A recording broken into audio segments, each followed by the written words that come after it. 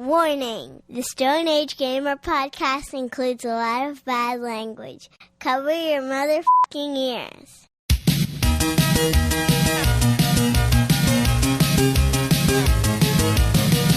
Good evening and welcome to the Stone Age Gamer podcast. I am Kris Randazzo and joining me tonight is neither the Devil's first or second, Dan Ryan. Would that make me the Devil's third?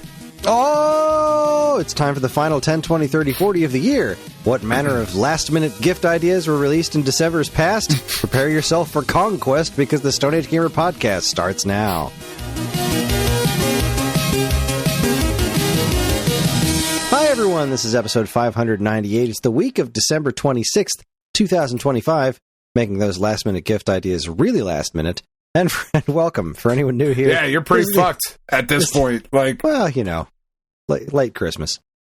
Yeah. This is the official podcast of StoneAgeGamer.com. Dan and I talk every week about what's happening in the world of video games from a retro gamer's perspective, as well as whatever the heck else is going on in our lives. And speaking of which, Dan, how's it going?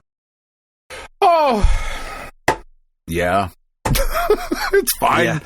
Yeah, So, at work today, there were 16 people out in my office today, and that means that a lot of us had to, pick up the slack and do like all of the things, and it was very, very frustrating. There were 11 people out yesterday, so that was better than 16. It's a smaller number.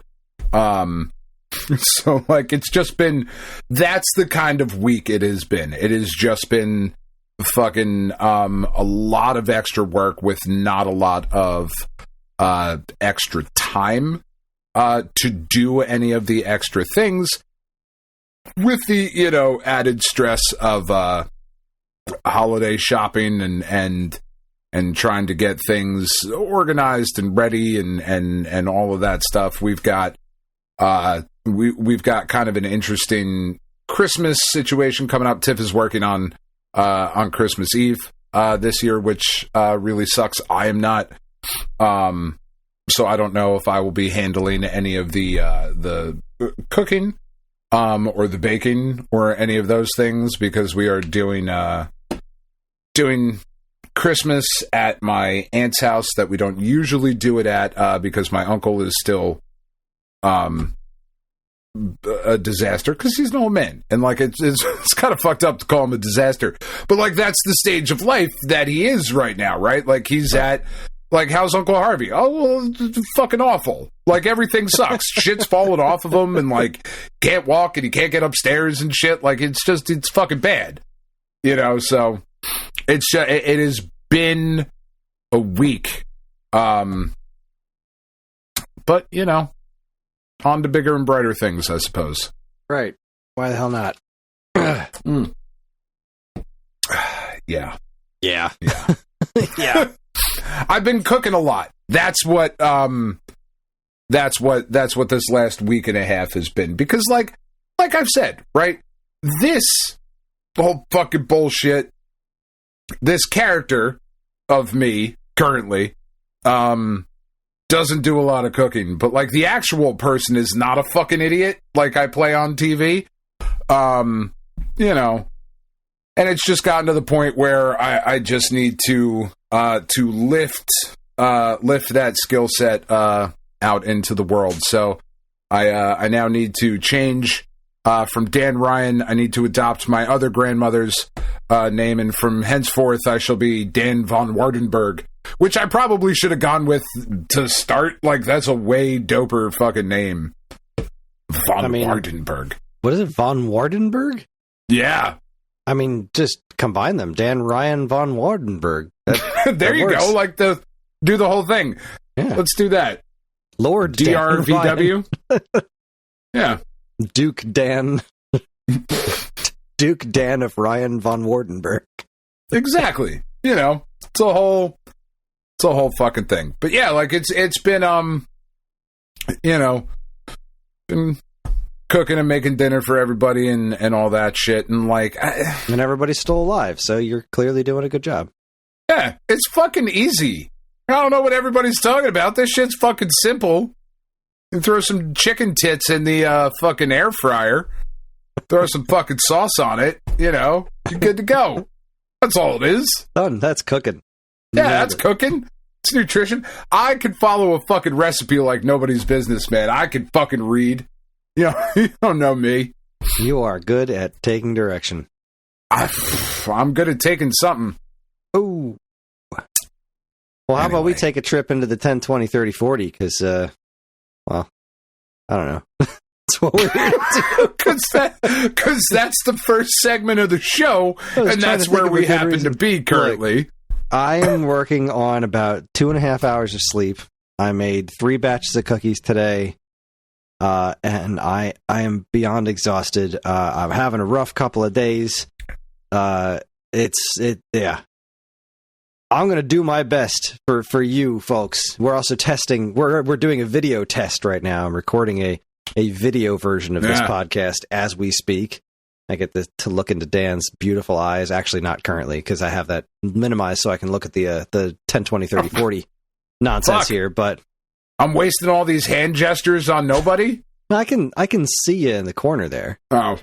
Just a little bit. I could see you flailing around like a fucking asshole. I see movement. I just can't see detail because it's really tiny. But anyway, the 10, 20, 30, 40, this is where we talk about notable game releases from 10, 20, 30, and 40 years ago in each whatever month we're in. And we are in December, which means we're jumping back 10 years into the past.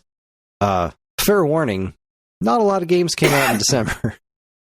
Like some of our biggest numbers have been reduced to very small numbers, which is actually kind of okay. Because like I said, I'm really tired, so getting through this nice and quick will be good. Yeah. December 2015, we're talking about the PS3, 360, and Wii, were the current generation systems. Actually, that's not true. That's the previous generation. We were PS3, 360, and Wii, and DS, PSP, then PS4, Xbox One, Wii U, Ouya, Nintendo 3DS, and Vita were the current generation. So previous generation stuff, PlayStation 3 was down to 11 releases, notable ones being the PS3 port of GTA San Andreas and Tony Hawk's Pro Skater 5, and then a bunch of other DLC and PSN Garbo, while the Xbox 360 had 9 releases, Tony Hawk's Pro Skater 5, The Escapists, and Rise of the Tomb Raider were the highlights there.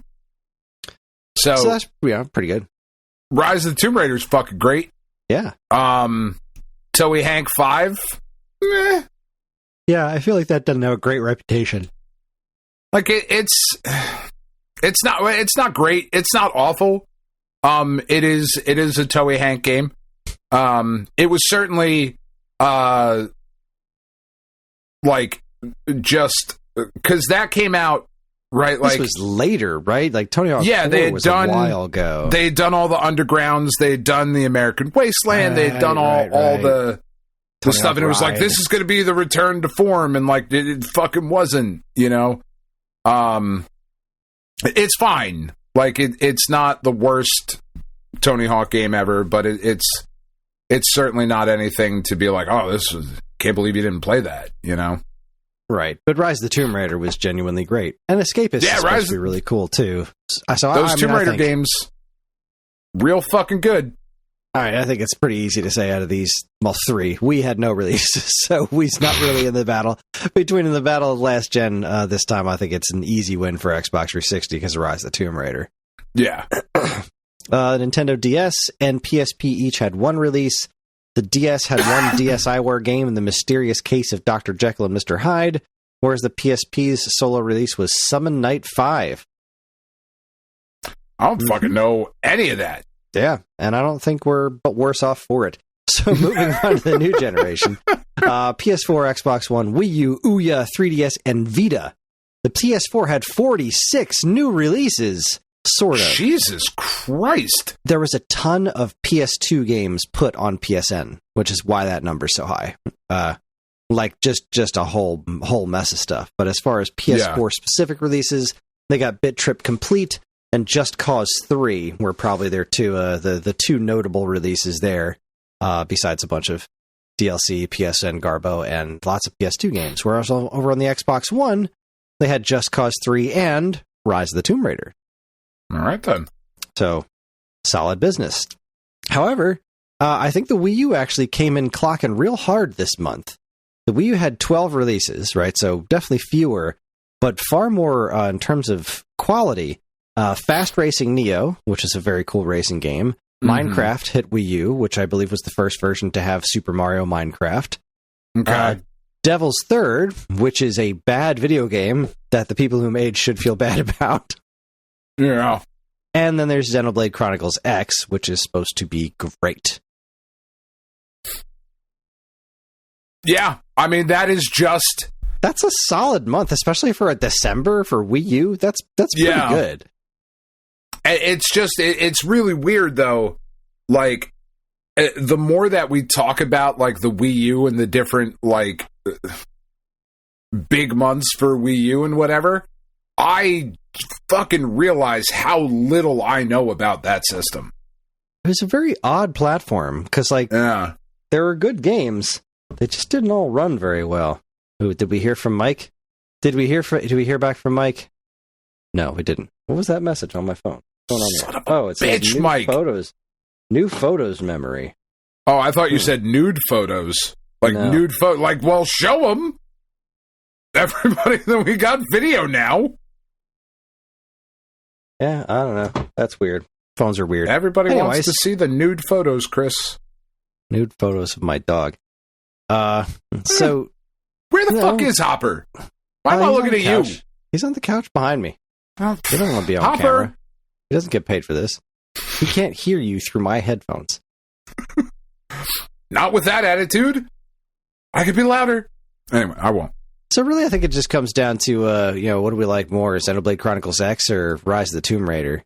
I mean, I think Xenoblade Chronicles X, like, because Rise of the Tomb Raider was there, but, like, Rise of the Tomb Raider is not as good. Like, it's really good. It's not as good as the first game in that kind of remake trilogy, I don't think. But people really like Xenoblade Chronicles and all that shit. So they can have it.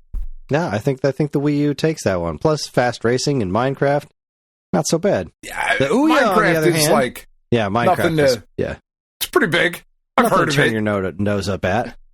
Yeah. That was the first Nintendo version of Minecraft. Yeah. The Ouya had one big release, Neon Shadow. Never heard of it.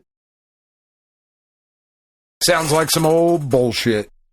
Sounds like an Ouya game. All right, then we have the handhelds. We're at 3DS and PS Vita. The 3DS had 10 releases, including Terraria, SteamWorld Heist, and Pokemon Picross, while the Vita had 12 releases, highlights including Bit Trip Complete and Bastion. Bastion's fucking dope. Bastion's a great game. Cool. I never finished that one, but I did enjoy it. Yeah. Like, it's a really good game, and it's really interesting to see, like, where that studio has gotten to now with, like, Hades and Hades 2 and that sort of thing. And when you can kind of see that DNA just way back in the way back, right?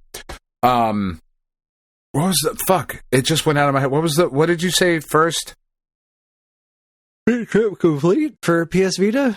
Or No, the one after that. That was it. For Vita was Bastion and Bit Trip Complete. And then the 3DS had Pokemon Picross, SteamWorld Heist, and Terraria. Terraria! That was the one. For years, right? Like, I kept seeing articles of, like, Terraria's fucking great. You should play Terraria. And, like, I had it on a bunch of different platforms for whatever reason you end up with games. Man, is that game never clicked with me. I know Same people here. still it's like love it. 2D Minecraft kind of, right? I think, like, that's the impression that I got in the admittedly small amount of time that I spent with it. But yeah, like, it never really seemed like something I wanted to spend any more time with. So, yeah. Well, so basically what I'm saying is 10. fuck Terraria. Yeah. That's the 10. You know. Not great, but it's a December. We hit November real big, but there were a couple of winners in there. A couple of decent titles. Yeah, Let's see how the 20 Rise of the Tomb Raider. Yeah, Xenoblade Rise of the Tomb Raider, Chronicles, Xenoblade Chronicles, SteamWorld Heist. Yeah, it's pretty big. The Mysterious Case of Dr. Jekyll and Mr. Hyde for DSiWare. Big deal. And Dr. Deckle. Love him. Big Dr. fan. Deckle. Oh, boy. I am. I don't know. You can see how many times I'm yawning. I am. I can. It's catching up I to am me. super like. So that's going to be the interesting thing on the video podcast, right? Is like when I talk and you yawn, it's going to be like, look, fucker. Like, what else do I need to do? Look, first off, it's got nothing to do with you. It's the 2 hours of sleep. Second off, your dulcet voice just. Yeah. You have a very lulling quality to you. Oh, thank you. I just want to curl up in your arms. Oh, that's fair. I don't know. I am realizing, like, as I'm watching myself, because, like, I'm looking at your screen. I'm trying not to look at myself all that much, but, like, it's very hard. But you're so pretty. It's hard not to. Hey. I gotta fucking calm down, man. I move around a lot. This is good. It's good cardio. I don't know if that's good for video, but like, am I this spastic all the fucking time? I don't know. We don't see each other in person all that much. Maybe. I feel like I am. I don't know. Like, is it weird that I keep turning in my chair? Because I do this all the time. No. And then sometimes when you talk aloud, just put my head down on the desk. Just okay. Fuck, he's talking about fucking Puzzle and Dragons or Snap or some bullshit I don't care about. Let me fucking check out. December 2005, 20 years ago, we are talking about the great generation, the PS2, the Xbox, the GameCube, the Game Boy Advance, the DS, the PSP, the N-Gage, and as of last month, I believe, the Xbox 360 has joined the fray. This is an interesting, a really interesting generation. And there's some cool stuff going on here for a December. So PlayStation 2 saw 18 releases, which is a huge decrease for PS2. It's been sitting like the 40 to 70 range all year. Really, the only two that jumped out at me as being worthwhile were Gauntlet 7 Sorrows and Prince of Persia The Two Thrones, which was the third one of that Prince of Persia trilogy. Yeah. Didn't love that third one. Yeah, I didn't really play much of it because I didn't play a whole lot of the second one, and I loved the first one. I loved Sands of Time. I beat that one, and then like the second one was really edgy, and I just kind of fell off around there. Was the second one the one that had like the fucking drowning pool song as the in the commercial that let the bodies hit the floor?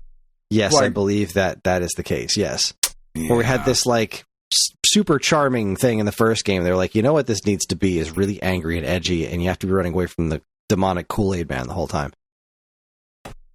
Meanwhile, over in the Xbox, pretty much the same thing. We only had 6 releases there. Gauntlet 7 Sorrows, Prince of Persia 2 Thrones, and something called Knights of the Temple 2 were the only actual games, and then the other 3 were Sonic the Hedgehog double packs and a Crash Bandicoot double pack. So that was all that was released on Xbox that month.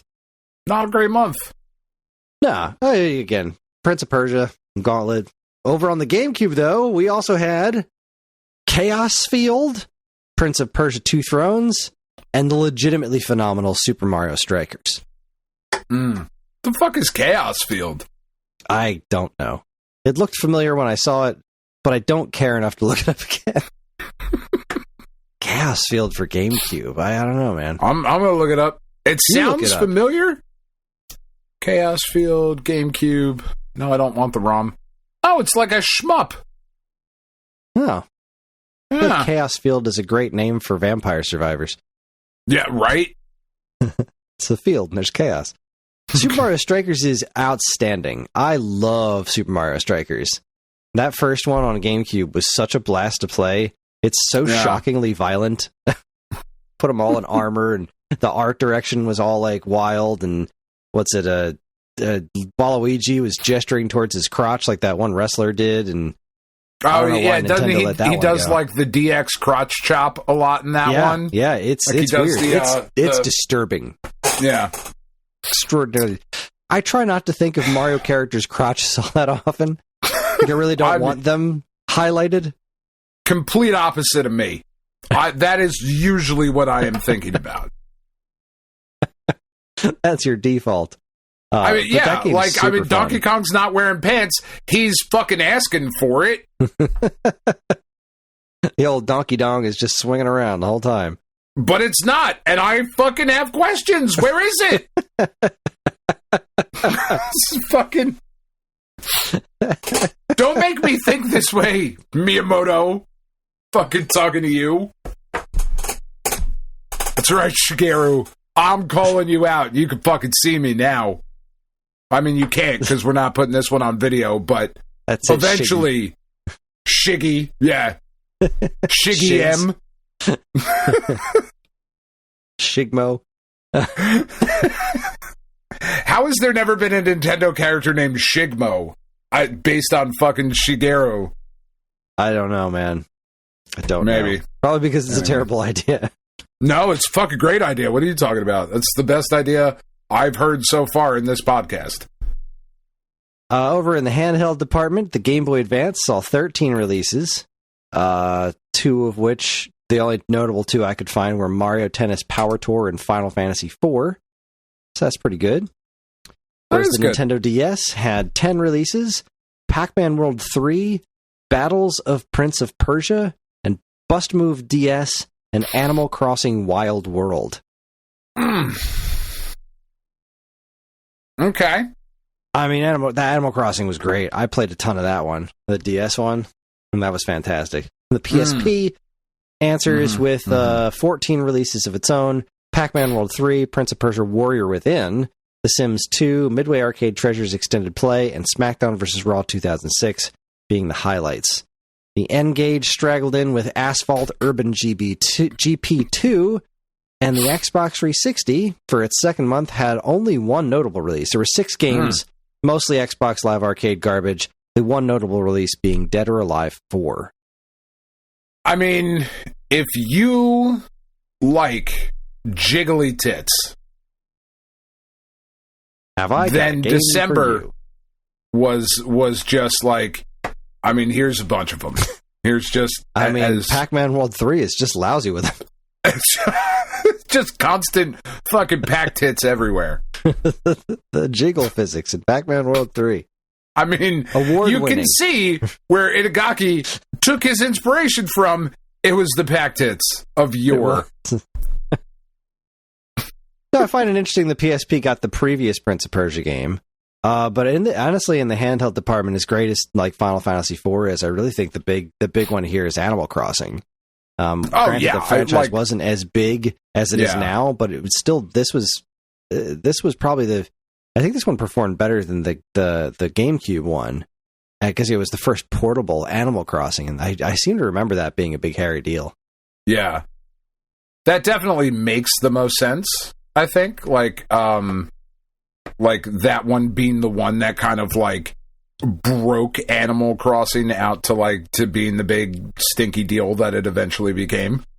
Yeah, I mean the Wii one followed that up and performed very well. It was a Wii game. Then the 3DS one, New Leaf, was very big, and then the plague happened, and New Horizons just shot off. Yeah. So, all right, solid 20. Now, how about these 30s? How about the 30? This is an interesting one. I remember writing these ones down and thinking this is a weird ass month. So the 30 we're rocking. This is the Super Nintendo and Sega Genesis generation. The tail end of that, and we're also we're off and running in the Saturn versus PlayStation department. N64 hasn't launched yet. Okay, it's going to be next year. But PlayStation and Saturn are both at least a month or two old by now. So let's get started back in the old stuff. Arcade, December of 1995 was when the North American release of Time Crisis happened.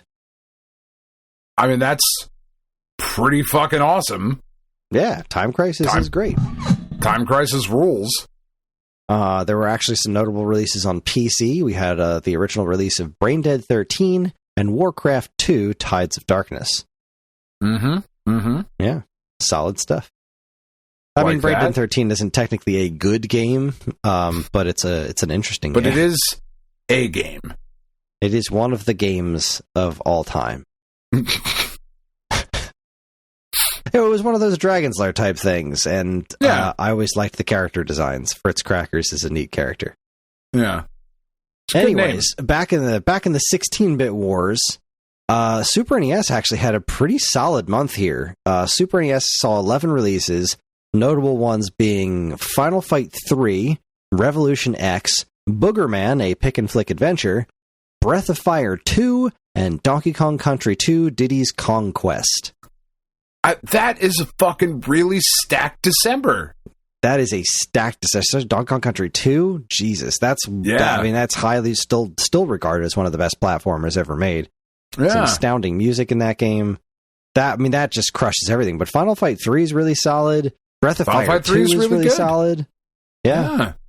Revolution X has Aerosmith in it. Can we sit here in the den of truth for a minute? Whatever you want. Sure. Okay. I'd like the cone of truth or the halo of truth. I don't know. I love it. Aerosmith fucking sucks. And I'm tired of pretending like they don't. They're not very good. I wasn't aware that you were pretending that they didn't. I'm not saying it out loud enough. I feel like enough people don't know my actual preference on Aerosmith, and my preference is to not hear them ever.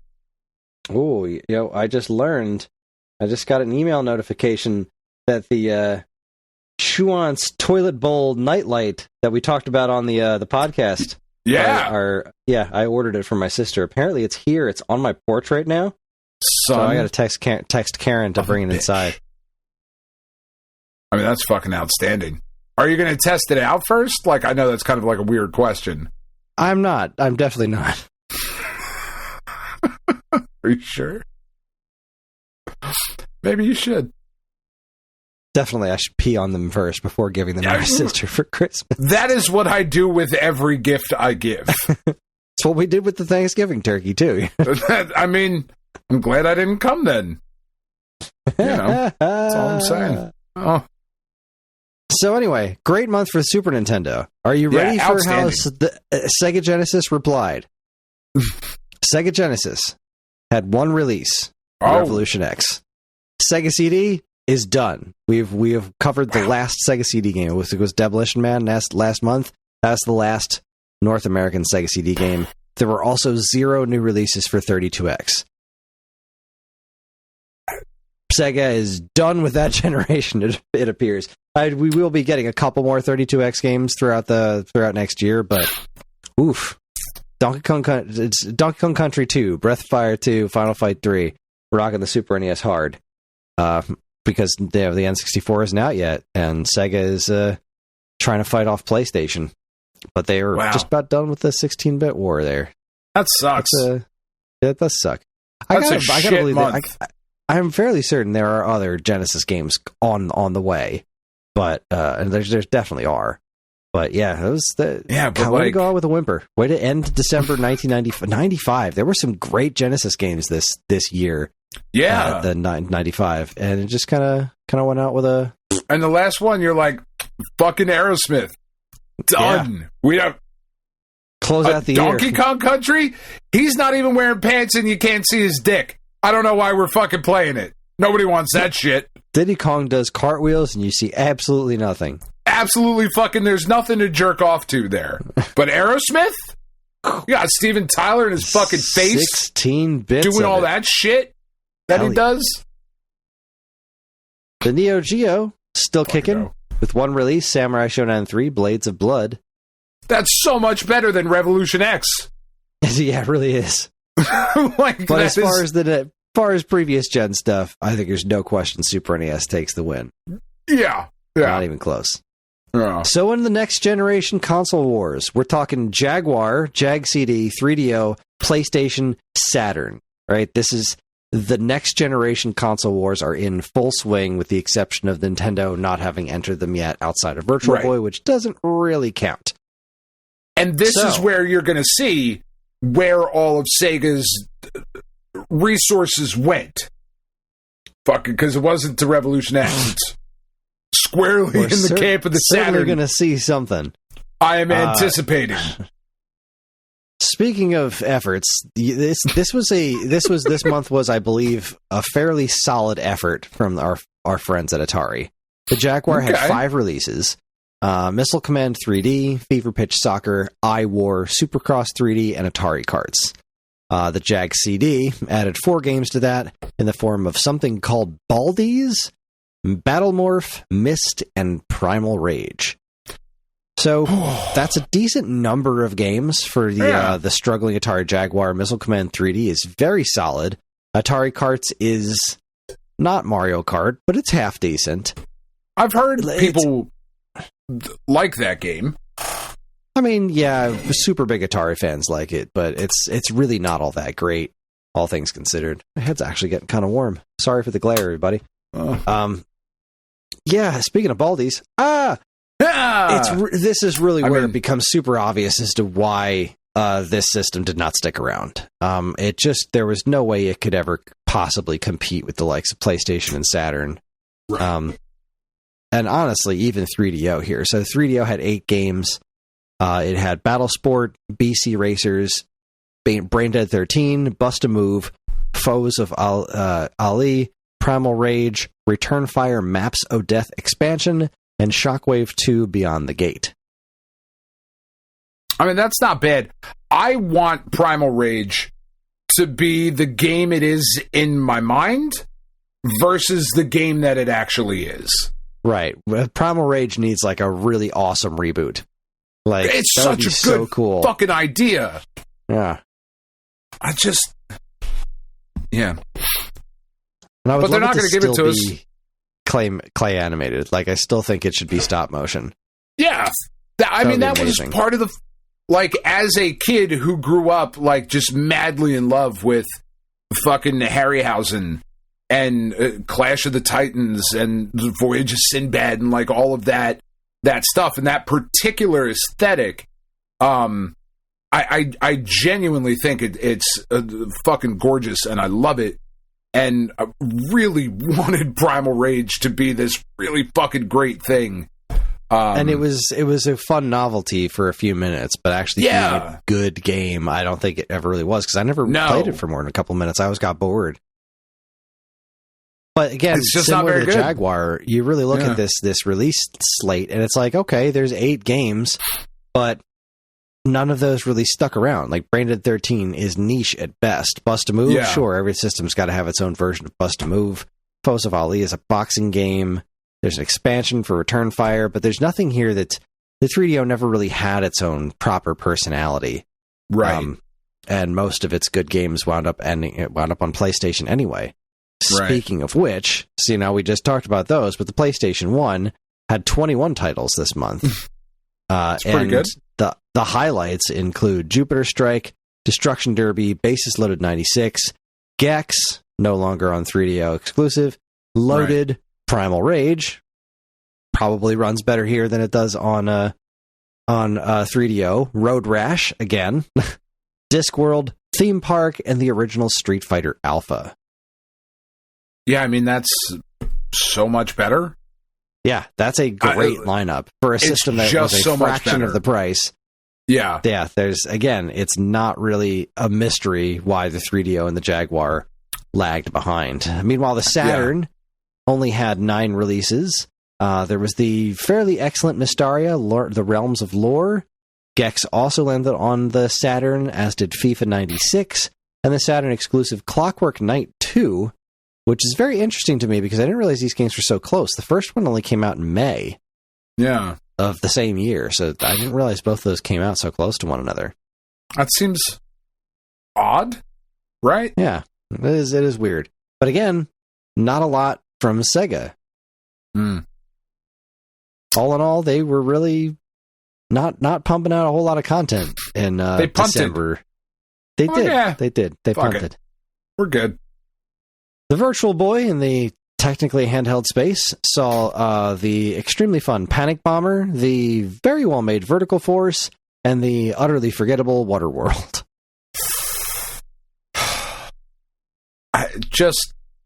For those of you... Look, you're going to make a Waterworld video game that does not feature Kevin Costner drinking his own pee. You've already failed. What are we even doing? For those of you who are too young. I don't know why my voice cracked. I'm hitting puberty, finally. About time. Which is great. It's about fucking time. Multiple children in. You find... Yeah. My balls have dropped. The fucking shit show that was Waterworld, I don't know if there has been a modern comparable to that. Right? Like, the just absolute fucking disaster that movie was. The cost to critic reception fucking value proposition there, it just doesn't exist. I can't think of people like to talk movie. about the Star Wars sequels being like these unmitigated disasters. Not even close. It just isn't. We're not even playing the same sport as Waterworld here. Yeah. This is apples and fucking hand grenades. Like, it's just not even fucking comparable.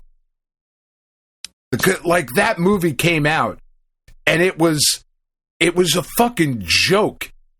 Instantly. And that sucks, because I like Kevin Costner.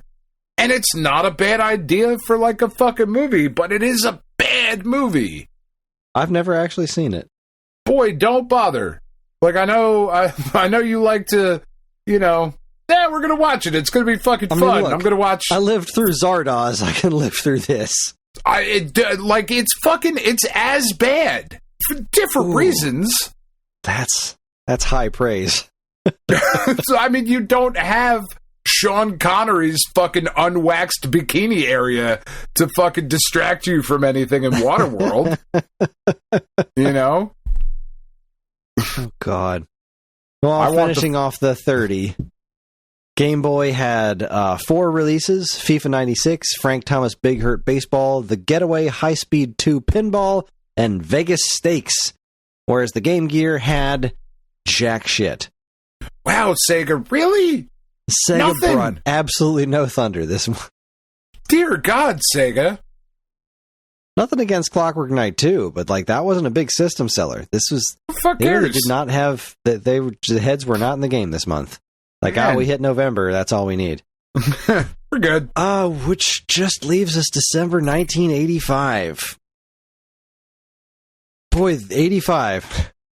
So Arcade did okay.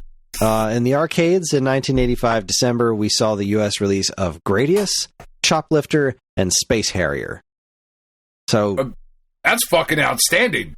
That is fucking outstanding games. Yeah, marvelous. Couldn't be happier with the arcade slate in December of 85.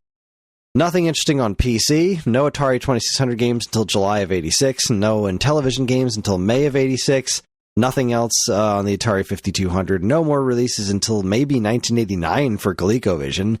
The NES launch was earlier. There's no more releases of NES games until June of 86, and there were no Game & Watches either. So, yeah, video game crash. Full swing. Even with the NES release, like, happening earlier in the year, and there not being anything else, it still wins the month. Like, there's still a fucking great just collection the residual of games. Super Mario Brothers that you can only, I think, at this point, only get in like 2 cities in the country. But still, whatever. Worth the drive. Worth the drive. Well, there you have it, folks. That is the 10, 20, 30, 40 for December 2025. The last 10, 20, 30, 40 of the year. Honestly, as far as December's go, it could have been worse. It definitely could have been. Blood. Could have been the gush and blood. I am excited to see where we end up next year, right? Because we get there's some. I mean, obviously, PS2 is going to continue to just fucking vomit out hit after hit. Dominate. But we're going to start to really now get into the conversation of like NES titles. Not until. Not till June, but yeah. Not till June, once but we like hit June, then we start to like, and then there starts to be like a lot of really interesting, discussions to be had. So I do wonder if I'm going to find a proper stoked. list of Master System games too, because that's another. That's a I want that to be a thing. I want that to be a conversation, but finding Right. a list of Master System releases on a month-to-month basis is actually really difficult. Yeah. Because, again, as we just established, Sega just doesn't give a fuck. They just don't care. They don't care about you. They don't care about me. Say? Well, Wikipedia's got some decent stuff going on here. Okay. September of 86 is when we're going to start running into that. It does have a bunch of stuff broken down by month here. So it looks like I can go off Wikipedia for Sega Master System, which is close enough for me. But yeah, it's still going to be most of the year before we start actually getting to Master System North American releases in September of 86, starting with Choplifter. Hell, Fantasy Zone. Heck yeah. Oh boy. Fuck all right. yeah. Master System. That's good stuff. Yeah. Love that. All right, everybody. We're going to take ourselves a quick break. When we come back, we are going to discuss week-old news and maybe even 2-week-old news. You're listening to the Stone Age Gamer podcast from Geekade.com. Stick around.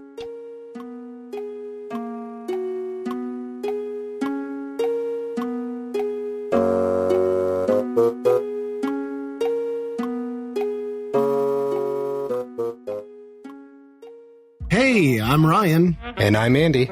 Neither of us are David Crane, but we are the hosts of David Crane's Amazing Movie Time. That's our monthly Geekade Patreon exclusive podcast that covers movies that are cult classics, weird, or just sometimes laughably bad. We ourselves have at least 2 of those qualities, so I guess it makes sense to hear what we think of those movies in retrospect. You can hear all that and more by becoming a Geekade Patreon supporter. And, as always, be kind, rewind. When you hear the words cross-stitch, you probably think of a grandma lovingly making a Christmas stocking, a picture of a lighthouse, or maybe a Bible verse with flowers. But that's not what we do at Shoot the Moon Stitches. We take the old-fashioned art of cross-stitch and pair it with contemporary themes and imagery to create striking works of art that make the perfect gift for anyone who grew up with the internet and has a wicked sense of humor and an appreciation for pop culture. From cult favorite TV shows and movies, to retro video games, to TikTok trends. If it's made you smile, chances are we've stitched it. You can shop our selection of art and gifts by going to Etsy.com and searching Shoot the Moon Stitches. For all your fun, feminist, fandom fiber art needs, visit Shoot the Moon Stitches.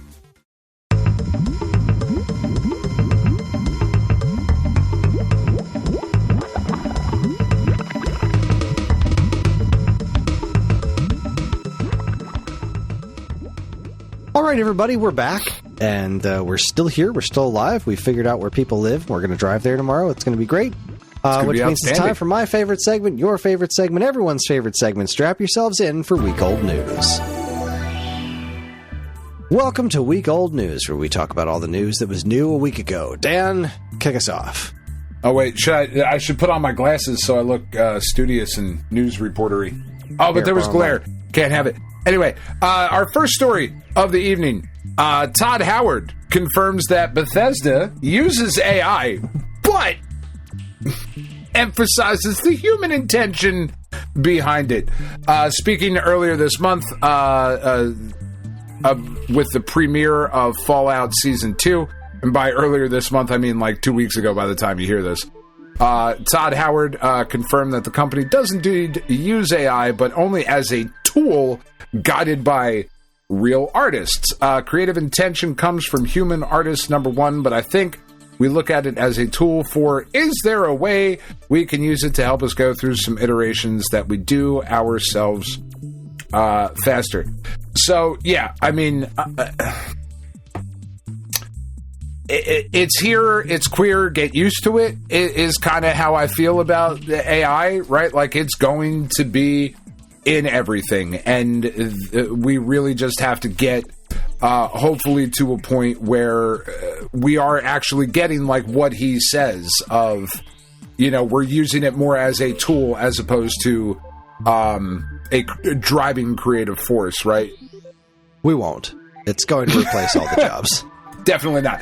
But like, because you don't want to see something like Fallout, right? Because Fallout 5 is obviously coming at some point. Oh, yeah. You don't want to see something that's so wildly imaginative and creative and has all that love and passion and a rich, interesting development history and story and lore and all of that shit be turned over to the fucking robots. Because, like, I don't know if you've watched any of the show or played any of the games. It doesn't fucking go great when the robots are in charge. You know. This leads me to another story that I didn't put in there that I just remembered about. IGN reports, quote, everyone disliked that. Amazon pulls AI-powered Fallout recap after getting key story details wrong.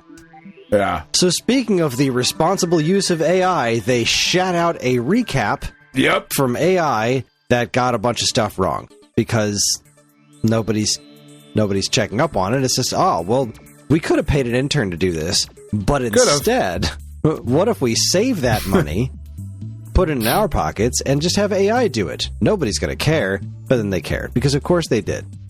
Because it was wrong. Because of course it was. All of my hate. See, anytime that you hear some sort of rich executive talking about how they're going to responsibly figure out how to use AI, the answer is that's never actually going to happen. They're always going to try to find a way to make AI do something that a person could do better, but since a person costs money, how can we get AI to do it for free so that we can keep that money? And by we, I mean the rich people, not, us. And if you were wondering how you can tell when a rich person is lying, it's if their fucking lips are moving. So, just bazinga. Yeah, I went there, Kris. Fucking taking a stand, baby. Whipping it out and showing it to you. All right, good. This story just makes me fucking super sad. Like, because, fuck, man. Push Square reports that Netflix says Warner Brothers Game Studios, they don't hold any value in its $82 billion acquisition. So we talked about it a couple weeks ago about Netflix getting in bed and trying to buy Warner Brothers, and Paramount's trying to break, get involved, whatever, all that shit. But we had kind of posited what the possible implications could be for Warner Brothers games. They have some big things, and apparently Netflix doesn't give a fuck about Mortal Kombat, the Arkham series, the Hogwarts Legacy stuff, the Lego titles, like. Fuck, man. Like, no interest? Had no value whatsoever. Just nothing. Just, fuck it. That's crazy. And not a look, monopolies are fucking bad. Nobody likes monopolies. Nobody likes the fucking Monopoly man or guy or whatever the fuck his name is. Nobody likes the actual game. It always ends in fucking blood and tears. Right? I love Monopoly. Ugh. Oh, speaking of awful, Disney says it will, quote, IGN reports Disney says it will, quote, thoughtfully and responsibly extend its storytelling through generative AI use with billion-dollar open AI deal. Yep. So Disney's going to let people create their own Disney-branded content. Basically, it's a create your own slop. Which is terrible. Because this smells like Roblox to me. Like they're going to have people make their own AI slop and then probably find ways to monetize it. It's just, it's everything. I hate everything about this. Everything about it. Yeah, it's awful. It's awful. Just this is everything you've ever stood for. Dreadful. This is the world we live in. It is indeed. It's only getting worse from here. And, this might have been some good news. Push Square reports that Horizon ripoff removed from Steam as Sony and Tencent's fierce legal battle suddenly concludes, right? Light of Motoram, which is a Chinese-made copycat of Horizon Zero Dawn. Tencent is a Chinese company, I believe, right? Like, I'm not making that shit up? I'm pretty sure you are correct, yes. Okay, because, I don't want to, piss off the wrong people. I would like to piss off the right people if we're pissing anybody off. They made Horizon. They were like, look, we just made that game and made the character look a little bit different. Like, Pal World looks like a fucking masterpiece of game design compared to what this fucking shit was. And it's been removed, and like that, I think is a good thing. Yeah. I agree. Yeah. For whatever that's worth. I got this. Yeah, I'm you still do. Here. I'm still It's here. all right. I'm still kicking. Just I'm swinging. I'm here. My turn. Yeah, let's go. Nintendo wins Shit. the latest round. Yes. GameSpot reports Nintendo wins latest round in its 15-year legal battle over the Wii. As reported by Games Fray, the Mannheim Regional Court has reaffirmed the ruling that Nintendo is owed damages of over £4 million plus interest. Because Nacon fought the ruling, that interest has increased the total fee to just under $7 million. Wait. Hold on. Time out. Yeah. The Mannheim Regional Court? The Mannheim Regional Court. Mannheim Regional. Okay. With a capital V. Yeah, it's over its third-party Wii Remote controllers, apparently. Huh. Man, we're still fucking fighting that battle, huh? Yeah, that's wild. Boy, it's a good thing people are going to lose healthcare soon, and we're fucking fighting the important shit in court. I know one has nothing to do with the other, but I'm very angry about it, and courts make me angry. I apologize.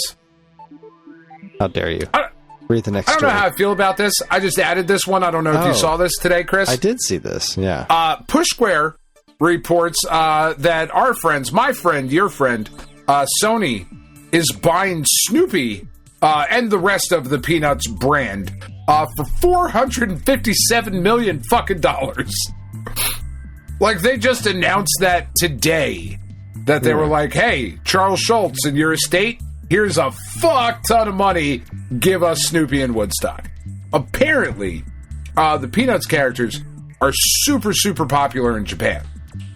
Really? Like, hugely, massively popular. So I guess this makes some amount of sense. I will now eagerly be anticipating the PS5 remaster of Snoopy and the Red Baron. Because that game was fucking dope as shit. I believe you. Did you never play that one? I don't think that I did, no. It's actually really fucking good.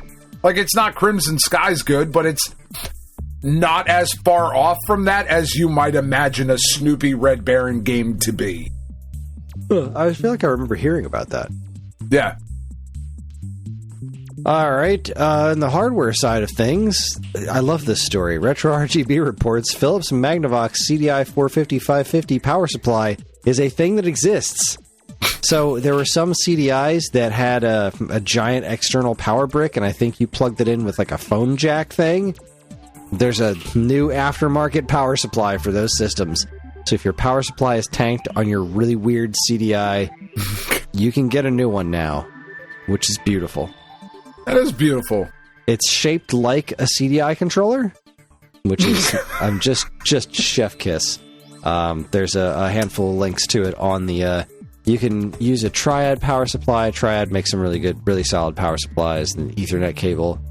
You can get it on their website. The link is in the article from Retro RGB, and you should totally check that out.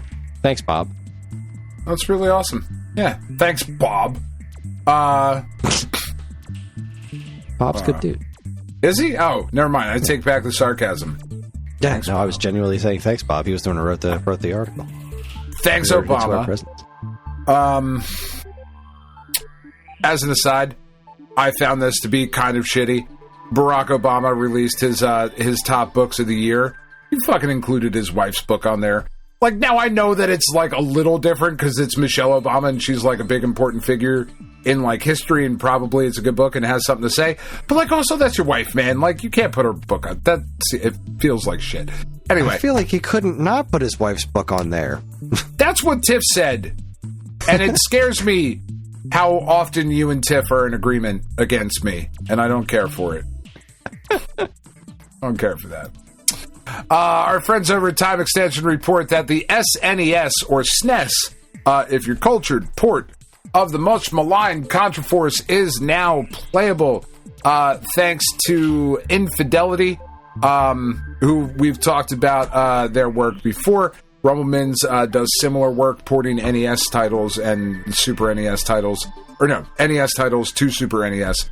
Contraforce has now been ported to the Super Nintendo, which I assume will make it playable, but not any more enjoyable. I don't know. I suspect it might be a bit more enjoyable if it doesn't have all that flicker and nonsense. I'd like to see video of it. Oh, here we go. Yeah. I don't know. It's still Contraforce. Like it's definitely not a Contra game per se, but I feel like there was, some bones in there that could make it a half decent. It is an old school Konami 2D action platformer, so it has to at least be inherently okay. But yeah, look at this thing go. I see it running. It's not falling to shreds. Look at it go. Yeah, look at it go. I'm still not playing it, but definitely not. Yeah, but still, good on you. That's good stuff. Yeah. Oh, this is fun. GameSpot reports lost Sega Channel games saved in latest VGHF project. Sega's groundbreaking game distribution service has now been preserved almost in its entirety. That's to read really from the cool. article, over 140 ROMs from Sega's long-defunct Sega Channel, including service-exclusive games that were thought lost to time and never before published prototypes, have now been recovered thanks to the latest efforts of the Video Game History Foundation.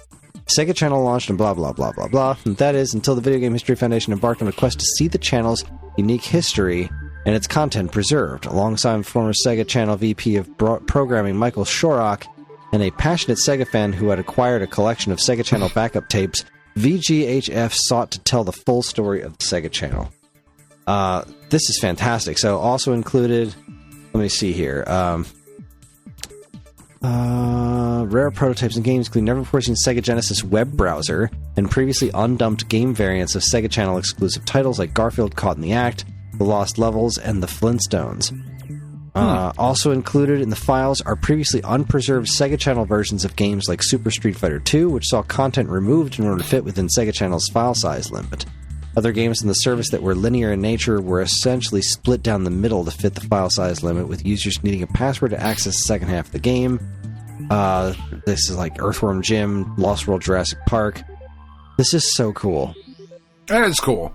You really love to see this kind of stuff. I want more of this to show up on like official channels. Like I want Satellaview games showing up on Nintendo Switch Online. You know what I mean? Yeah, right. Like this stuff is super neat that it's getting found. I'm so happy that the Sega Channel stuff is being found and dumped and preserved, because it's a very wacky and interesting part of video game history. It definitely is, and there's so much of that. Like we really do. There's no excuse any longer for this stuff not to have been preserved, right? Like so much of our old media it's just gone, right? It's just, we've talked about it before on the show of like how many incomplete Doctor Who serials are there, and old soap operas and stuff, and you can argue the relative merit of those things and whether or not any of this actually matters, and that's fine. That's a different. It's a podcast for another podcast. But where we are currently, there's just no reason for anything currently developed or made or sold or released or whatever to ever disappear from history. And I think that's really awesome, and I love to see this kind of stuff just, being, like you said, just being preserved. That's fucking dope. Speaking of which, Bob over at Retro RGB again reports the Game Boy Color Resident Evil was found and released. Games That Weren't have just found a previously unreleased port of Resident Evil for the Game Boy Color, done by Hot Gen Studios. That's Jen with a G, not like a hot chick named Jen. Although maybe she spells her name with a G. The game is in a playable state. It's assumed to be about 98% complete. It has a couple of bugs, but they're in the Retro RGB article, which you know how to Google. You can fucking find it. There's a link to the game and all of that. But this is, again, really cool, like Resident Evil.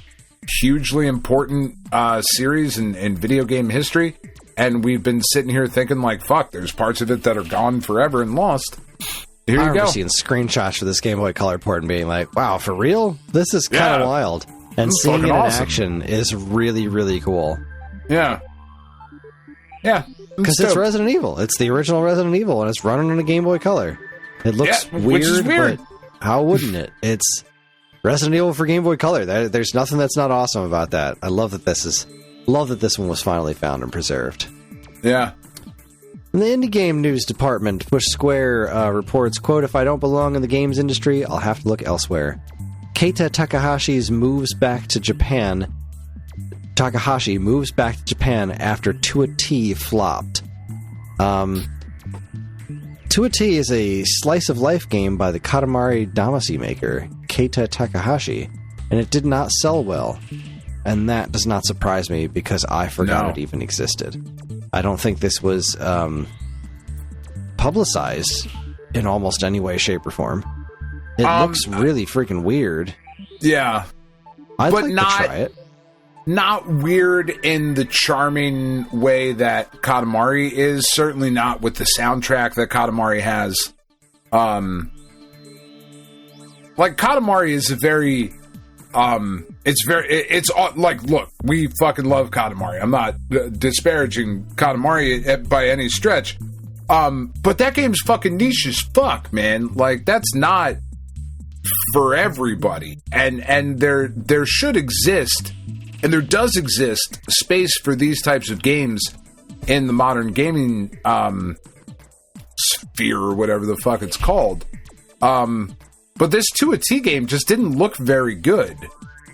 Like, T-posing was funny 10 fucking years ago.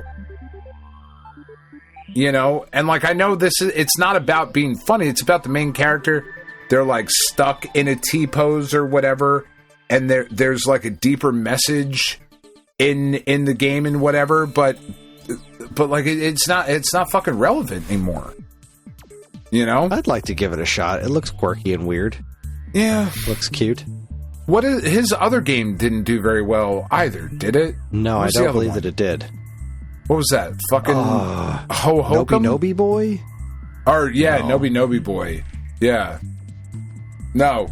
Nopi Boy is more like it. Yeah. Oh! Let's see. What are his games? Katamari, We Love Katamari, Nobi Boy, Glitch, Tenya Wanya Teens, Alphabet, World, Wadum. That's the one. Wadum. Wadum is what I was thinking of, not Ho-Hokum. Yeah.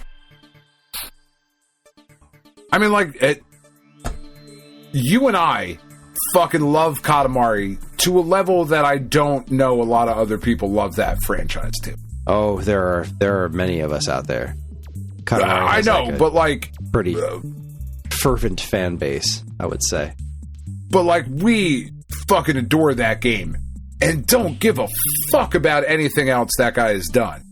Well, mostly because they haven't been made available to. Yeah, they haven't been made available to me anyway. I find it odd that they're like, they seem like the kinds of things that would perform well on the eShop, and they're not. Yeah, maybe. I don't know.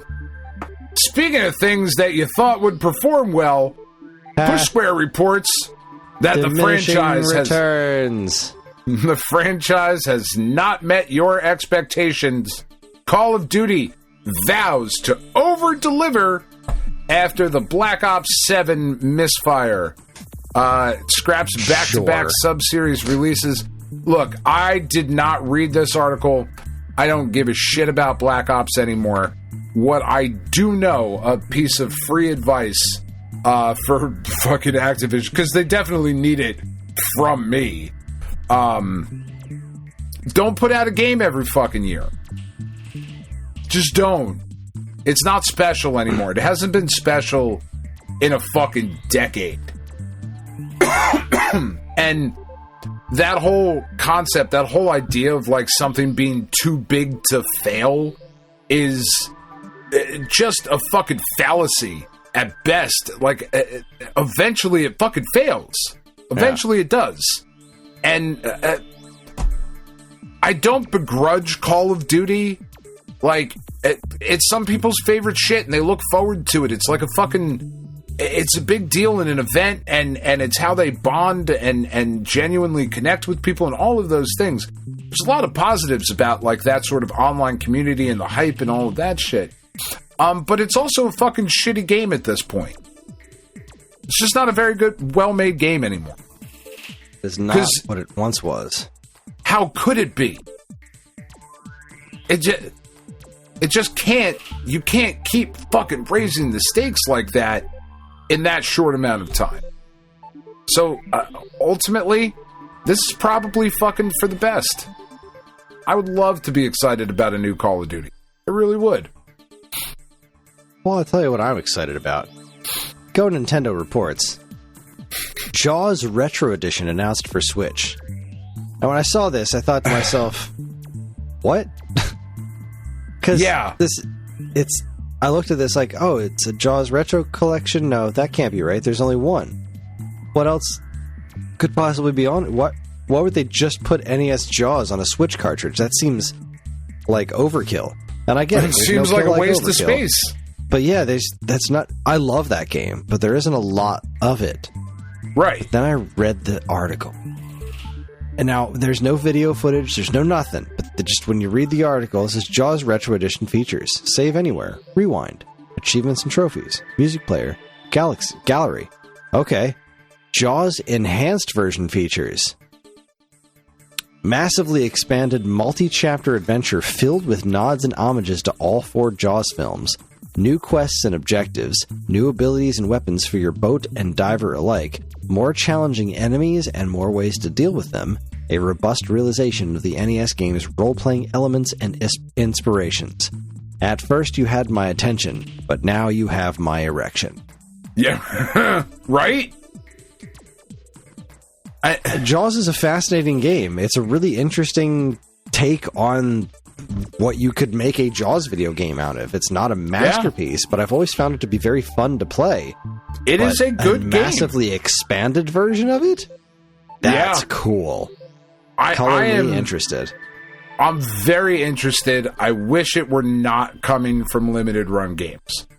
I wish that it was like actually just a release that you could fucking just get. Because you're right, like Jaws is a good game. It's not a great game, but it's solid. Like, maybe we shouldn't say things like this, Chris. But I just learned something that I shouldn't be doing. What, just saying things in general? No, like we're recording my screen and I have the news in front of me, which means that that's what's being recorded, not Discord. So I have to make sure that Discord is open at all times and being recorded. These are things that we need to learn. This is why we're doing this. Yeah, this is why we're doing this. But like, I don't know if people understand that, like, and I don't know the dude personally. I'm sure he's a fine person and whatever, but like the angry video game nerd, like that's a fucking character. That's a TV show. Like, so many opinions about so many retro games were parroted by people who've never experienced them because, like, of shit like the angry video game nerd. And it's fucking funny and it's fun and it's whatever. But it's also not fucking accurate. Yeah, it's meant to be hyperbolic. That's the joke. It's a TV show. It's okay that that's what it is, but like there's this weird disconnect between like content creators, like even the shit that we do, and like real life. You know what I mean? And we're pretty realistic in the things that we do. I mean, you more than me, because like you even. Like, I don't use my fucking last name. You know what I mean? Like, and there's reasons for that, but part of this shit is like a bit of a character and whatever. Not so much anymore, probably more towards the beginning, but that game in particular, Jaws, has gotten so much shit for one dude's opinion. And it's a shame. I'm really fucking excited to see, where this goes. Because there is a lot there. Yeah, what's a fleshed out version of Jaws actually look like? Yeah. What happens when we follow through on their ambition? Yeah, I'm fucking fascinated. I think it's worth the $35. Anyway, our friends over at Nintendo Life report that Mortal Kombat Legacy Collection Switch 1 and 2 physical does not include Mortal Kombat 4 on the game card. Digital Eclipse and Atari confirm you'll need to download it. Not great. If you're going to lose one, lose Mortal Kombat, the Jacked game, Special Forces. If you're going to lose two, lose Mortal Kombat Mythology Sub-Zero. If you're going to lose three, then lose Mortal Kombat 4. But still, I don't love...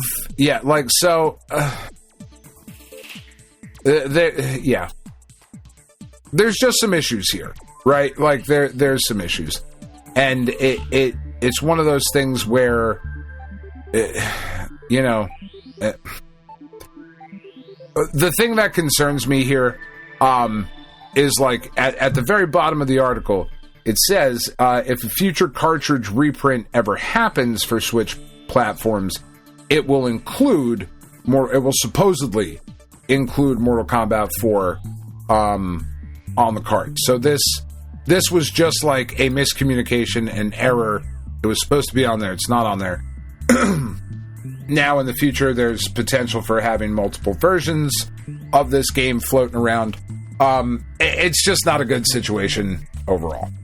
Yeah, agreed. Next up, users are reporting greatly reduced input lag on Wind Waker for Nintendo Switch Online. I booted it up today and can confirm. It's not perfect. Awesome. There is still a little bit of lag, but it was difficult to play before. I switched over to the Wii U version because it's just better. But it kind of made me sad that I wasn't able to run through that GameCube one because it just felt bad to play. But it's greatly reduced now. It's almost spot on. So, that's all. Nintendo Life reported that. That's all. That's awesome. Time Extension reports that after 44 years, one of Frogger's biggest mysteries might finally be solved. New information has emerged about the individuals who originally developed the arcade classic Frogger. Information comes courtesy of former Konami sound designer Yuji Takanuchi on social media, who apparently reached out to get the names of staff who worked on the arcade classic earlier this year.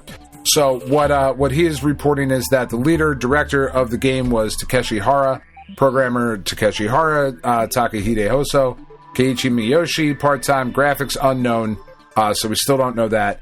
But then sound was Takahide Hoso, Hirokazu Fujinaka, Shigeru Fukutake, and Masahiro Inoue. And that is important because Frogger is important. And there's a lot of those old games where we just don't know who made them. And it's important to give people their fucking flowers, especially if they're still around, to receive said flowers. Yeah, for something as timeless as Frogger. Yeah, that's awesome. Yeah. Speaking of awesome, Switch 2 game ditches game key cards for a physical release, but it'll cost more. GameSpot reports, what is it, R-Type 3 or R-Type something or other? Yeah. Game key cards, people don't like them. And we understand they do why. not. They're not big fans of them. So R-Type Dimensions 3, they In Games had posted about that they were trying to figure out what they could do. They were trying to find another option, and apparently, now Nintendo has not confirmed this, but In was reporting that the micro SD cards that whatever it is that they use to make Switch cards, they are going to start offering smaller sizes, because that's been one of the bigger problems with companies have been using game key cards, because now you have instances like, I think Ubisoft had said that the Star Wars game that they put on Switch wouldn't have been possible without the game key cards, just because of the way that it works. Like the amount of data you need to get off of a cartridge at a time doesn't work with the Switch 2 the way you'd want it to. So the Game Key card makes something like that even have a physical version that it couldn't have had otherwise. Right. But for the most part, you've got these like indie studios that would love to release it physically, but the only cartridges that they had were these giant ones that are way more space than they need and super expensive. So it looks like we might be getting smaller sized cards in the not too distant future, which is great. Which is outstanding. Not as outstanding, though, Chris, as this story reported by our friends over at GameSpot. Ugly Sonic returns as fan edit will restore the infamous original nightmare design for the live-action Sonic the Hedgehog movie. I love that someone is going through the trouble of fucking redoing it. Like, look, bullying... They went through all this trouble bullying the studio into fixing the design. Now there's an entire sect of the internet is like, well, actually, we'd like to see... No, bullying is bad. Right? Like, bullying's bad. I think, like, we can fucking say that's not going out on a limb or anything.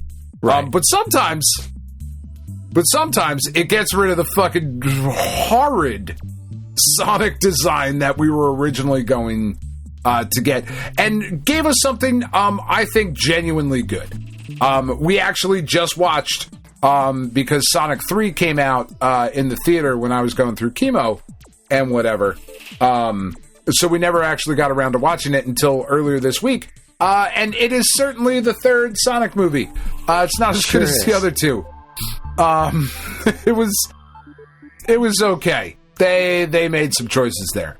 But I genuinely like those movies a lot more than I really thought I would. I don't give a fuck about Sonic or Sonic lore or whatever. But I do really like those movies. Roddy is fucking crazy for Sonic. Penn really likes Sonic. Tiff even likes the movies and whatever. This ugly ass version of Sonic, though, like made a little cameo in the that weird Chippendale movie that came out recently. Yeah, that was way better than it had any right to be, but also still not very good. Yeah, this is fucking great. I love that somebody's doing this. Also, maybe spend your time doing something more important. But I do love that this is happening. Same. I'm gonna eat trail mix to try and stay awake. I was wondering, what are you snacking on? I got this giant box of bag of trail mix because I am flagging. This is not going well, but I'm going to do this. I'm going to do it because, according to Time Extension, quote, "This is the end. The man behind the infamous SuperSega console finally admits defeat. The SuperSega is officially death," which is what he said. I tried reading this article earlier. Yeah. It's fascinating. This was such a disaster from start to finish, and I'm pretty sure it was a scam all along. Wow. Yeah, I can't even really sum it up. Like he tried to make a system that had Sega's name in it, claimed that it was all fine with Sega, and it totally wasn't, and it never worked, and it was never real. But he took a bunch of people's money. He charged them the full amount for the console when they were supposed to have a $3 pre-order. Like. This was just an insane scam from the get-go. And people fell for it. They did. But here we are. Looks like it's finally come to an end, which is crazy to me. It's in a way stranger saga than the Intellivision Amico, and I highly recommend reading about it. Yes, it's bonkers. Go Nintendo reports that butt-controlled Ketsu Battler getting an esports tournament. So this is a game you control by sticking a Switch Joy-Con in your ass and waggling your ass around. There's no joke there. There's no exposition. That's what it is. You put this thing... I mean, you could put it up your ass, in your ass, like cheeks, whatever the fuck you want to do. You can pick your ass, and you can pick your friend's ass. That's right. And they enjoy it most of the time, I found. But you can't tune a piano. I think it's great that it's getting an actual esports tournament, though. That's great. Sorry. That's all right. Two more, Chris. Come on. I'm just trying to stay awake here. All right. Stick Here's a Wiimote up your ass. You fucking wake right up. That's how I started the shoshow. I don't want No, you to you think started that with I the think this looks Joy-Con, good. which is problem. It's too small. Go Nintendo reports Big Trouble in Little Chimney gets gift Switch owners today.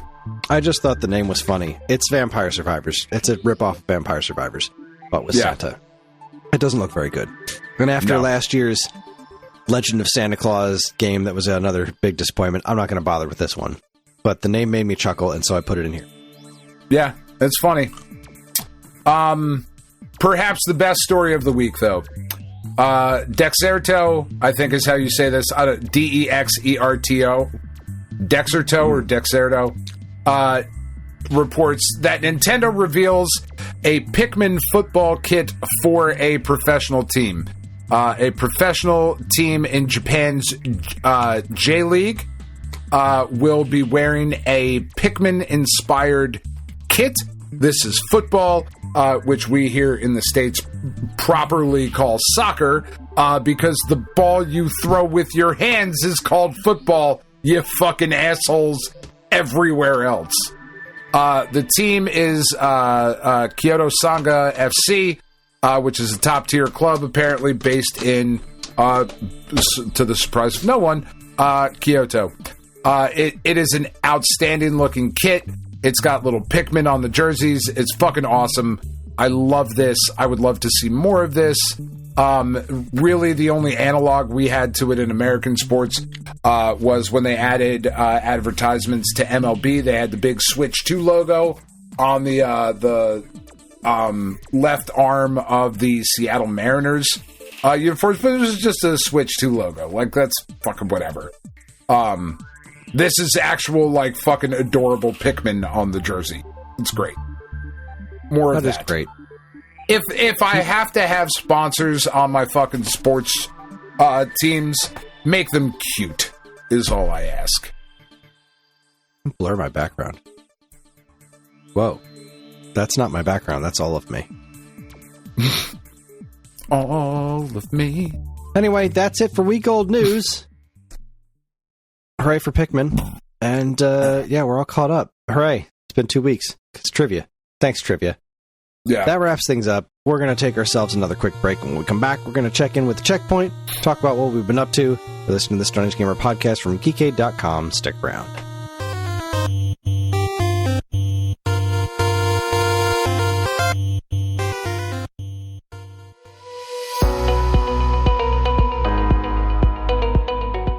Hi, everyone. Kris here.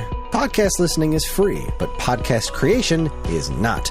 That's why the Geekade Patreon exists. In an effort to help us pay the bills, we've got a Patreon page set up where you can gain access to our monthly podcast topic schedule, get early access to many of our shows, and more. If you'd like to help support Geekade and keep these shows running week after week, head over to the Geekade Patreon page, linked in the show notes of this very podcast.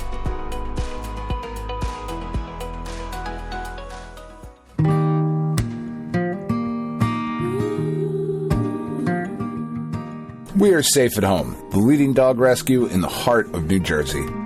Are you searching for a loyal companion, a dog that will bring love and joy to your home? Look no further than Safe at Home. At Safe at Home, we believe in giving every dog a second chance. We rescue, rehabilitate, and find loving forever homes for dogs in need, right here in the Garden State. Our dogs are ready to make a lasting impact on your life. Each one has a unique story, a wagging tail, and an incredible capacity for love. When you adopt from Safe at Home, you're not just gaining a pet, you're becoming a part of our family. Our dedicated team ensures a seamless adoption process, providing ongoing support and guidance. With New Jersey's beautiful parks, beaches, and trails, you and your new furry friend will have endless opportunities for adventures and cherished memories. Safe at Home relies on the support of compassionate individuals like you. Your donations and volunteer work enable us to continue saving lives and finding forever homes for these amazing dogs. Join us in creating a safer, happier community for dogs in New Jersey. Together we can make a difference and give every dog the chance to feel safe at home. Visit our website or call us now to learn about how you can be a part of the Safe at Home mission. Safe at Home. because every dog deserves to be loved and protected. www.safeathomerescue.org.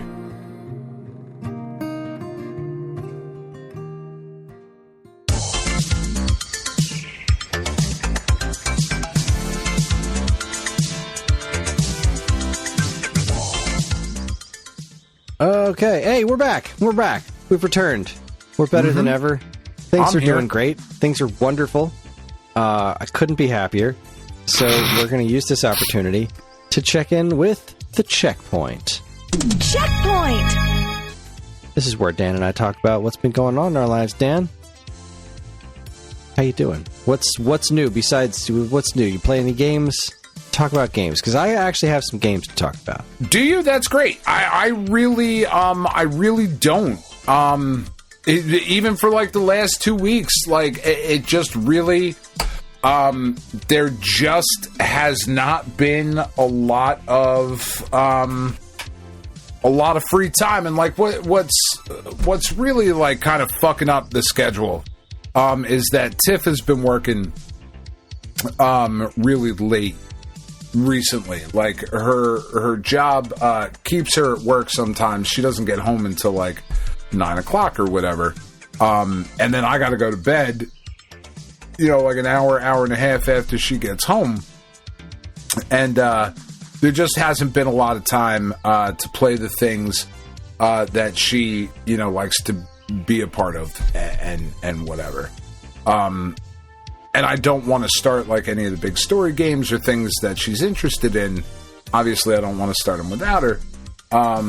But then at the same time, like I've just kind of, like we talked about, been a little bit like in a gaming funk and whatnot. So I've been, trying to do other things around the house, and it's been frustrating because I feel like I'm doing shit and it doesn't look like anything has been done. I'm like, fuck, I'm spending like a lot of time doing all this shit, and things still kind of look a bit of a mess, a bit of a disaster. But,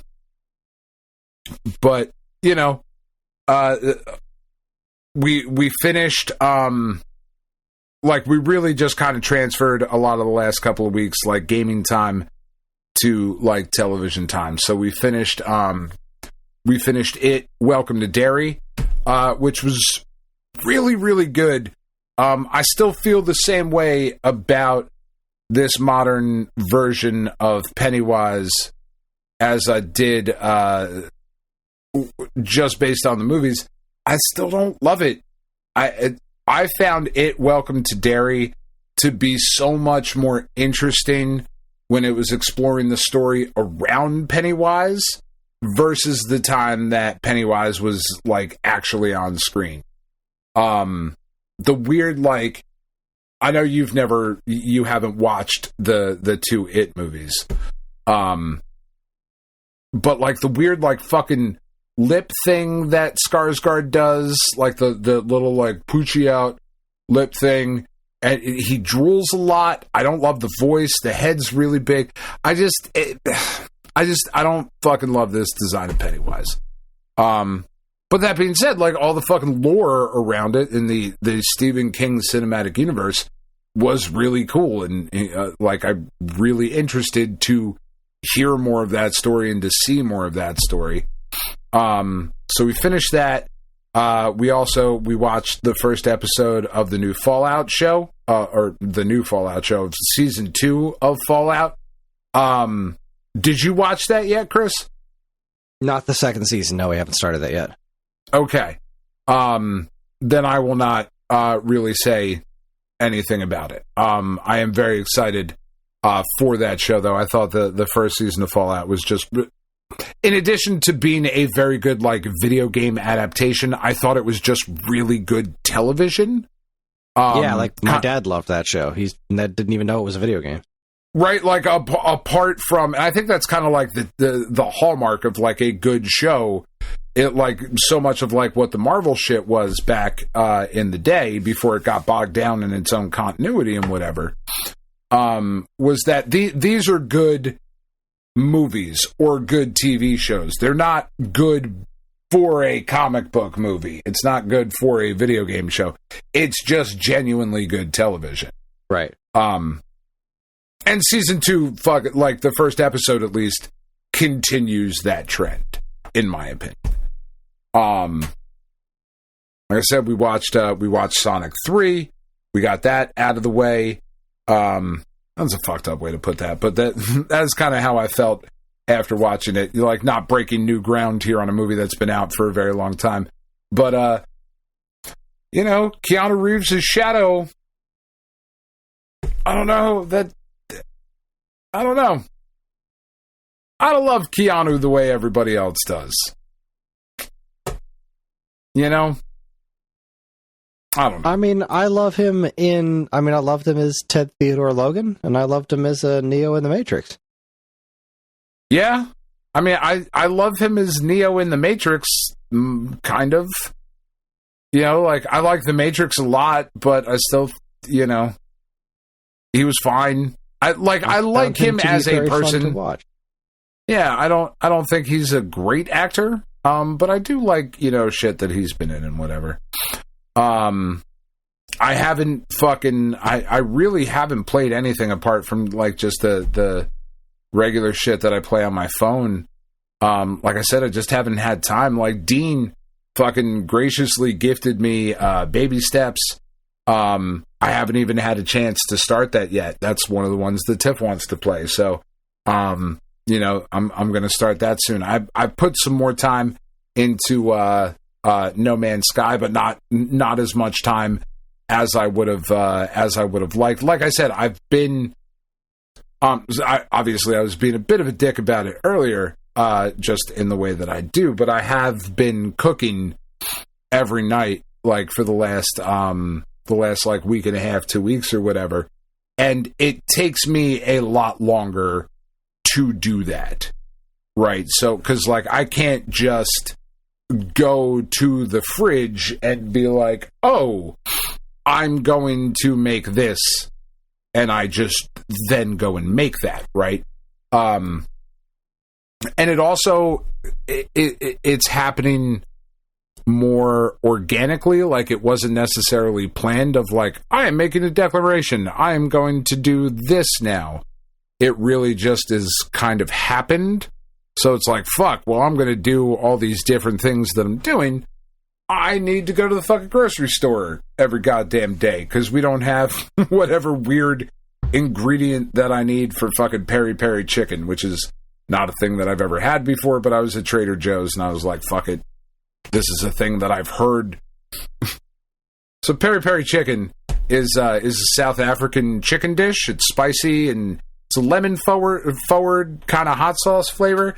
I think you might like it, Chris. It's not crazy spicy, but it's interesting. It's got like a real depth and complexity of flavor and whatever. I've never had it before, but a wrestler that I really like talks about it all the time because there is a fast food chain in England called Nando's. It's a South African fast food joint, and they have a peri-peri chicken. I was at Trader Joe's and I saw a bottle of peri-peri chicken sauce and I was like, fuck it, I'm going to make peri-peri chicken and polenta. I don't know if those two things are supposed to go together, but they did. When I made it, it was fucking great. But like that's really been a lot of what has taken up time. And like Christmas shopping and getting ready for the holidays and that sort of stuff. I wish I had been able to spend more time just on the couch playing video games and whatnot. But I feel like we have this same conversation every December. And then like the week of Christmas and the week or two after that is when I kind of like kick back into gear. And I'm like, oh, I'm going to finish Death Stranding and Silksong within the next week. You know what I mean? So we'll see how it goes. But yeah, that's really been it. I wish there was more to it. I watched the entirety of the Game Awards. That was the thing.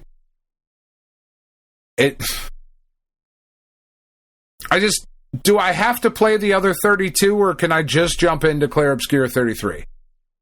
Just jump to 33. Just jump right in. It's like Final Fantasy. Okay. That's good.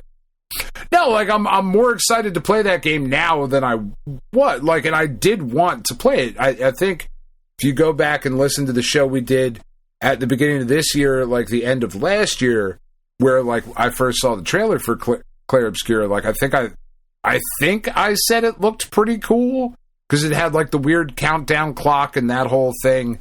And I remember being excited about it.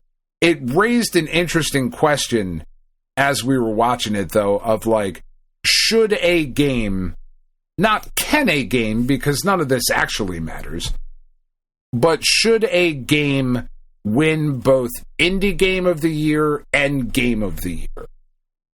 Right? Yeah, should you award that to the same thing? What's that? I think at a certain point, games are just games. Yeah. You know. So, like, should you not award... If it's Game of the Year, should you not award Indie Game of the Year? Or should, I don't think you should. Because I think we're at a point where a single developer game like Vampire Survivors has every opportunity to be just as good as Grand Theft Auto 6. Because it's not about how much money and how many people you put on it. It's just about how good the game is. Yeah. You know? I mean, I make the argument of separating the two just so that we have more to talk about when we do the Golden Caveman Awards. Right, because like, that's what we're hurting for, is things to talk about. Yes, obviously, we need more. No, also because I don't like to choose. I don't want to make a choice. You know?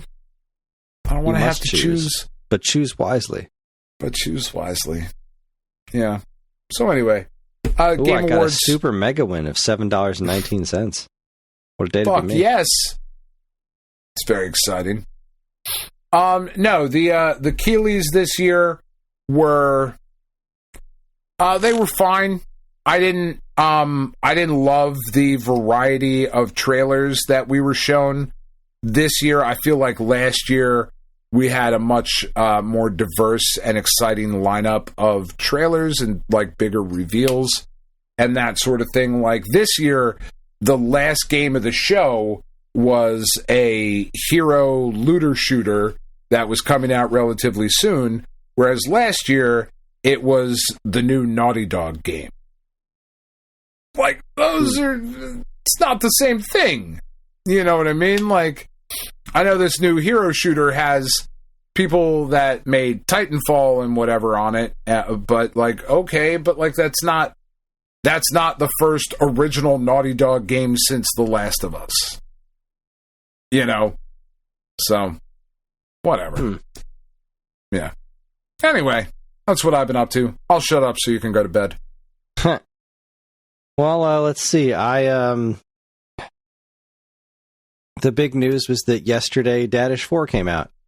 And let me tell you, yesterday my day started brilliantly because I woke up and I had off work. I had off work yesterday and today. You're fucking posting pictures in Discord at 7 o'clock in the fucking morning of you playing Dadish. Like, Jesus. I was just That's thrilled. Dedication, I couldn't wait man. to get my hands on it, and I did, and it was marvelous. And I don't really get days off. Was vastly overdue to them. I've been suffering from severe burnout, and the day started out pretty good. Dadish is great. About halfway through the day, big nasty thing happened in my personal life and just completely fucking wrecked me for the rest of the day. I slept about 2 hours last night because my brain was just a beehive of sadness, and I couldn't sleep. And that was bumming me out too. And then I had to make myself make Christmas cookies today because I bought like $100 worth of Christmas cookie stuff. I didn't get much time to do what I actually wanted to do yesterday with my time, which was just to sit back, relax, and play video games. And instead I wound up taking care of a bunch of chores and other things. So I did not unwind at all. And in fact, I'm in worse shape now than I was before I had days off, which is just depressing on so very many levels. It's not what you want. But I did finish Dadish 4 today. It's a short game. They're all about the same length. It was funny as hell. I wish I could have enjoyed this second half a bit more, but I was just in such a rotten headspace. but it cheered me up a little bit. It's very good. They introduced some really fun new mechanics with boxes you push that explode on a timer, a couple of new enemies like cheese that runs away from you because it's all scared. Naturally. Vines to swing on. We can unlock Dadish, and it actually does change the dialogue, which in the other Dadish games, usually the unlockable character doesn't change the dialogue, so when you get to the end of the stage, it just doesn't make any sense. But in this one, they just swap it so that the Homeowners Association kidnapped Dadish Jr. instead of Dadish. Because that's the villain of the game, is the Homeowners Association. Dadish owes a bill of about $36, and they're out to kill him and sacrifice him in a pool of lava. I mean, they are indeed often the villains of the piece. Yes. Yes, indeed.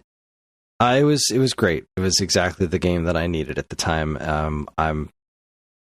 I'm sad that my time with it was tainted by this shitty shit. Yeah. But the dildo of life rarely shows up unlubed, as they say. It rarely does. And when it does, you sometimes have to be even more cautious. Yeah. I played a little bit more of Metroid Prime 4. It's marvelous. I love it. I wish I had the mental capacity to be playing a little bit more of it. That was the other thing about me finishing Dadish. It's like it puts me in a different mindset. I just got to the big open desert in Prime 4, and I have no idea where I'm going.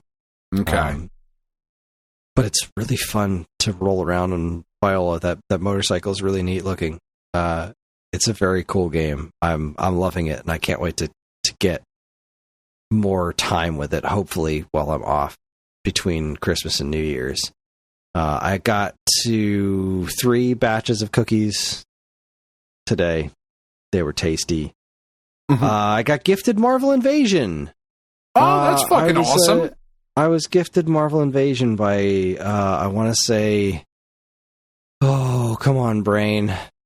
You can do this. I believe in you. Come on. Chronodin in the Discord.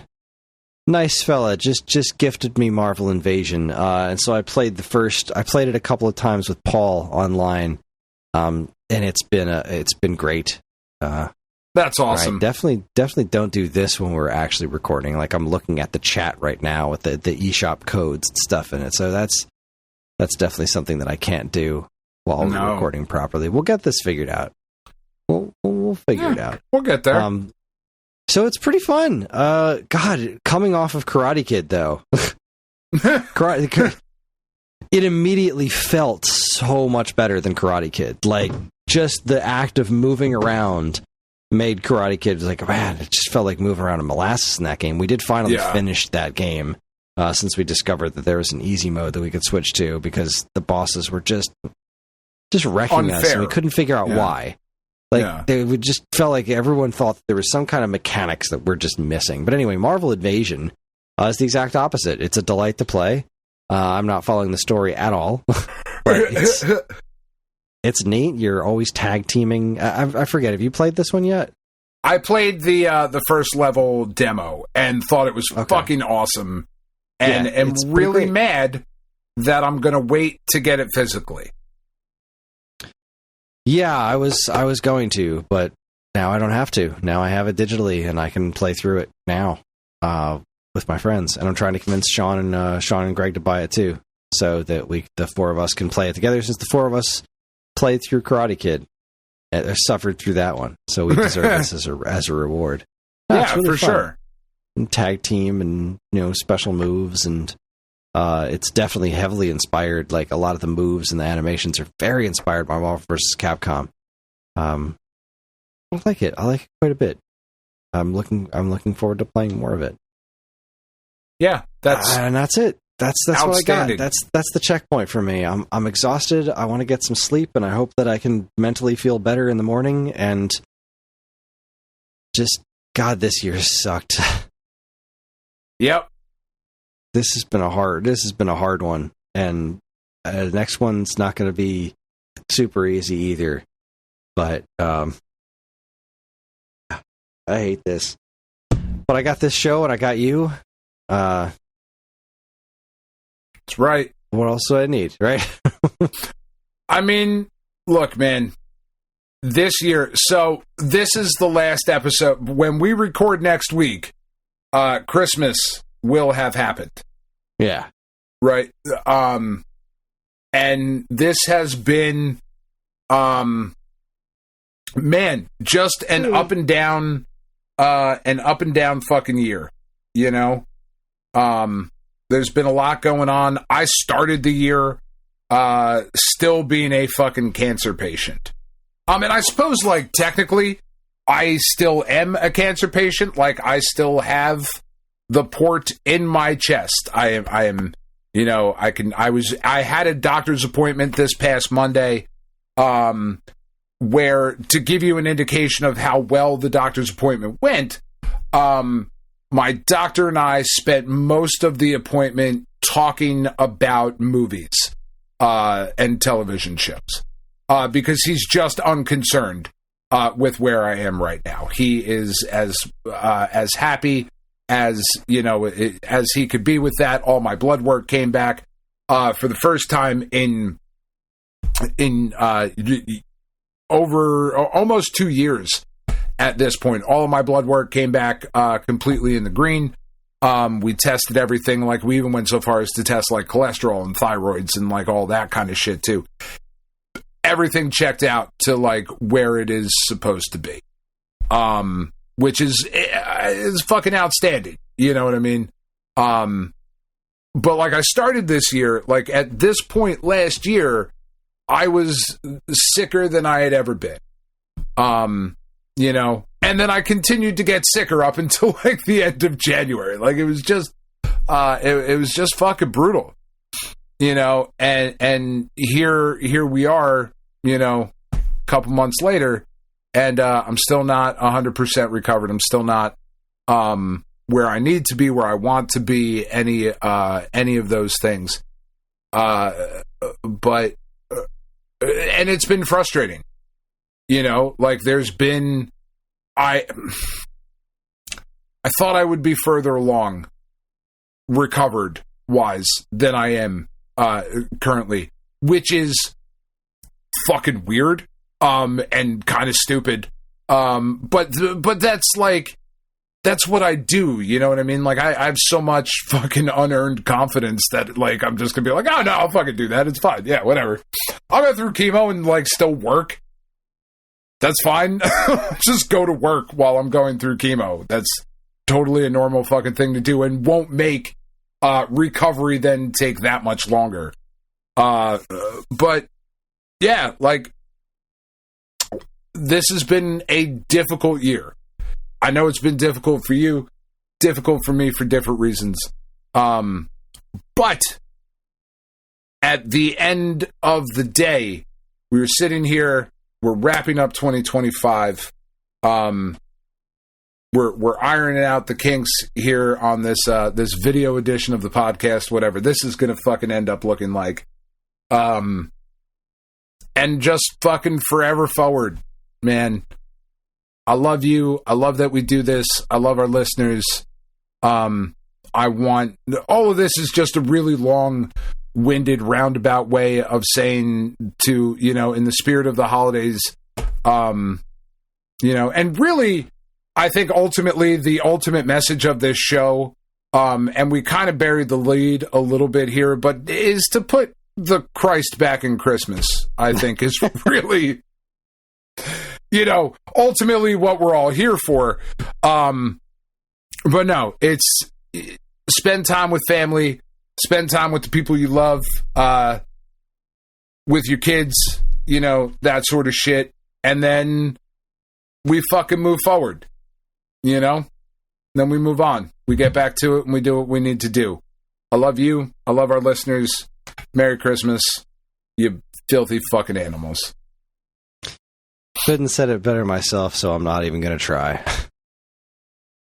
That's our show, everybody. Join us next time for I was just looking at it. Where are the words? Come on. It's the 2025 year in review. We're going to look back at the year in video games, not the year in our lives, because that would be a far more depressing episode. Yes. it was an interesting year for video games. It's a pretty solid one. So I'm looking forward to that. We are on most social media platforms, and if you want to get in touch with us, we aren't very difficult to find. All it takes is a quick look at our show notes. You'll see links to our social media accounts as well as all manner of other fun stuff like a link to our namesake, StoneAgeGamer.com, and more useful links than you can shake a joystick at. If you'd like to get early access to this show's episodes as well as a bevy of other shows in the Geekade Podcast Network, check out our Patreon, also linked to in the show notes. It helps keep this show running week after week, and all our patrons are loved and appreciated. This show's theme song, Squared Roots, was written by Banjo Guy Ali. You can learn all about his wonderful music and more by following the link to his YouTube channel, also in the show notes. And finally, as always, we'd like to thank our intrepid editor, Evan, for making the show listenable for all you folks. I'd like to thank all you folks for listening in the first place. That is it. On behalf of Dan and myself, keep playing games.